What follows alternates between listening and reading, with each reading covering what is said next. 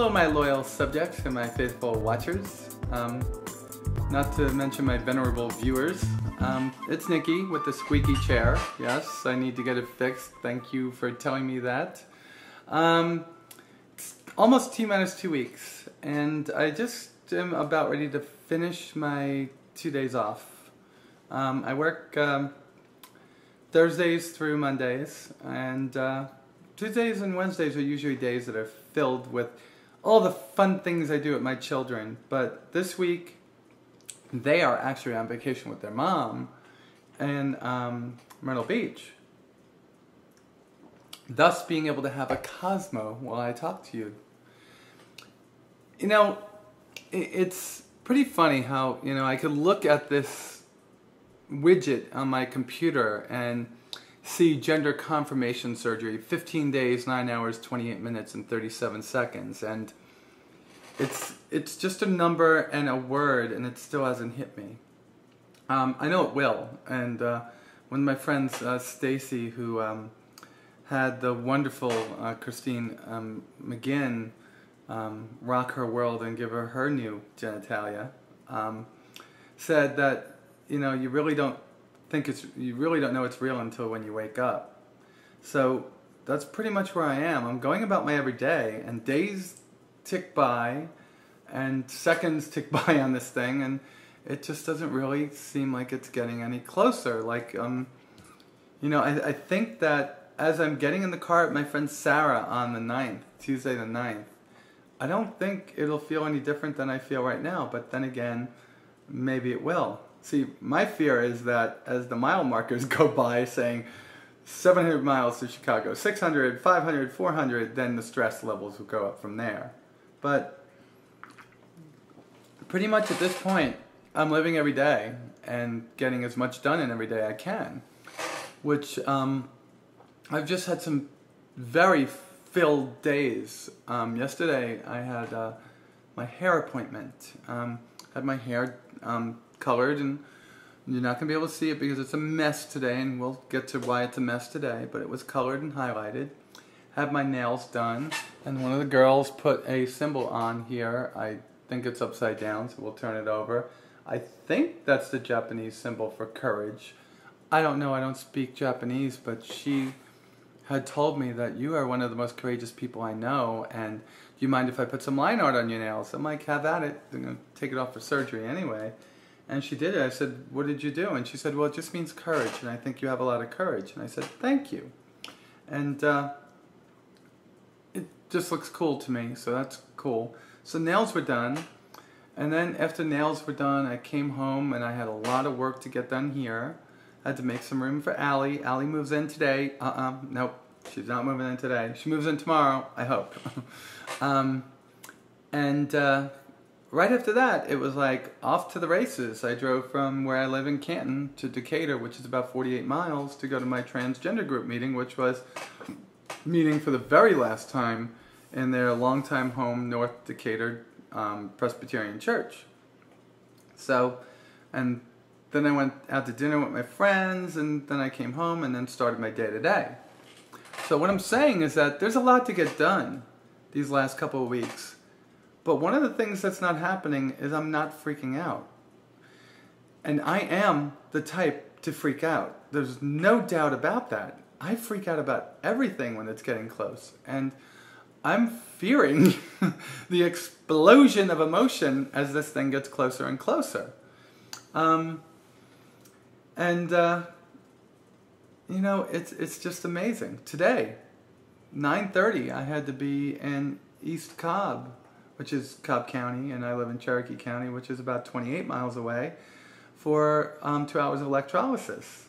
And it went awesome. In fact, the electrolysis went so good, she told me, hey, I got a spot open for another 2 hours this afternoon. Do you want to come back? And I'm like, hell yeah. So I had 4 hours today of electrolysis, and I went shopping, and I went to work to check on some things. So what I'm trying to say is, I've filled my life with such tasks that I wonder if that's what's keeping me sane in these last weeks. I just noticed something in the picture. If you look back there, wait, where is it? Back there. See it? There is a M4. Don't worry, it's not real. It's a airsoft rifle my children own. It's pretty funny that there's a machine gun in my picture. So right over there is a rifle. So I filled my life with so many things that things are just getting done. Now, more stressful is Allie moving in. Not for bad reasons, but for making sure everything is right. And she has room, and the lease is signed, and all the things that we got to get done. And even more stressful than that is the children start school on Monday. And last year, 1 month into their school year, my ex found out about me being trans, and essentially the rest of the school year I was left out of everything. And I refused to take a back seat to my children this year. I'm not going to let that happen, so that's a little bit stressful. So I've got all these other life events going on, all these other things that got to happen, and I'm just living life one day at a time. So that leads me to one of these stories that I hope somebody picks up something from. I'm just going to leave it. A lot of you know who I work for and what I do. So I'm not going to mention it because I think it would be detrimental to my ability to keep working. But I was at work on Friday. And later in the day, about 45 minutes before I was supposed to leave, a woman, her son, and her husband come in and start talking to me about a product that they wanted to buy. Evidently, we were the only ones in the area with this product in stock. She was talking to me intermittently between her son and her husband asking questions, and then all of a sudden did one of these double takes and looked me up and down. And then she beelined to hide behind a end cap and call over somebody that was in that shop who she thought was a manager.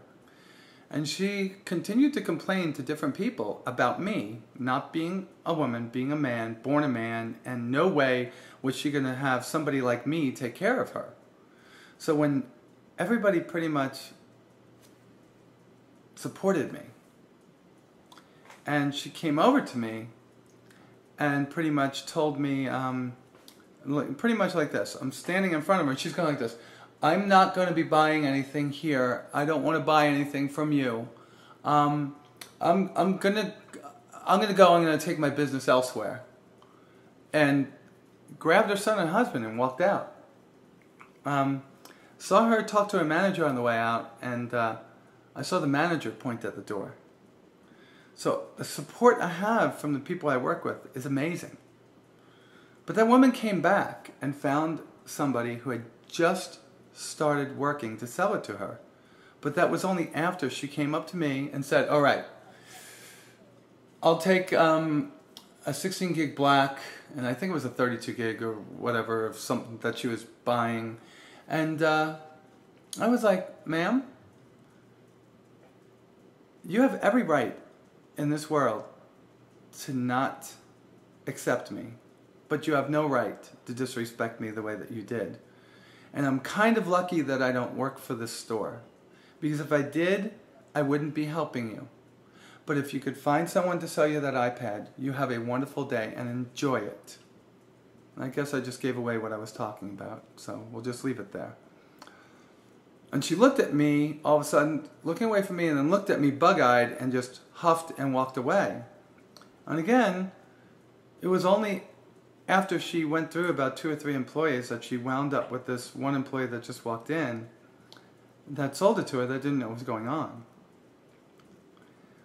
Well, Sunday morning, another woman came in. More like a girl. She was probably about 24, 25, and she came in with her mother, and she came in with her her fiance. I'm sorry. The hours of electrolysis have taken much out of me. And she said, my mom really wanted to meet you. And I'm like, well, why? She goes, I was here when that woman gave it to you the other day, and I told my mom. My mom used to teach. She's a psychologist, and she used to teach abnormal psychology. I said, oh. And she wanted to meet you. I'm like, okay. And she goes, and this is my mom. The woman just grabbed my hand and said, from what my daughter said, you have so much courage to be able to take that and handle it the way that you did. And she said, you know, when things like that happen, sometimes I err on the side of being very upset and argumentative with the people to make my point. And she goes, but to hear that you held your ground in that way, instead of letting it get to you, it really moved me. What taught you that? And I said, you know, I'm a firm believer that people are in control of their own feelings, wants, likes, and dislikes. And if I can't be accepted by that woman, it's not my fault, but I also have no right to force her to. I said, I look at it this way. By me fighting, I'm validating her argument. By me not fighting, there's no validation of that argument. She just looked like the little child stamping her feet about something that really wasn't wrong. And she said, that's a really good way to look at things. And she asked me my name. I wound up giving her my card. And that was the end of that story. And all I'm saying it for is this. I know a lot of people that jump at the first side of not discrimination, but of non-acceptance. And unless it's unless you're in jeopardy of losing your life, a limb, or health, I don't believe that you should fight these people back. Let them look stupid. It's not a turn the other cheek, and it's not passive aggressive. It's just non-engagement and the battles that don't need to be fought. YouTube, that's all I got for today. I'm at 15 days out tomorrow, and it doesn't feel like it. But I'm here for y'all, and thank you for continuing to watch and continuing to subscribe to my YouTube channel. I love you all, and I will talk to y'all soon, hopefully real soon. Bye.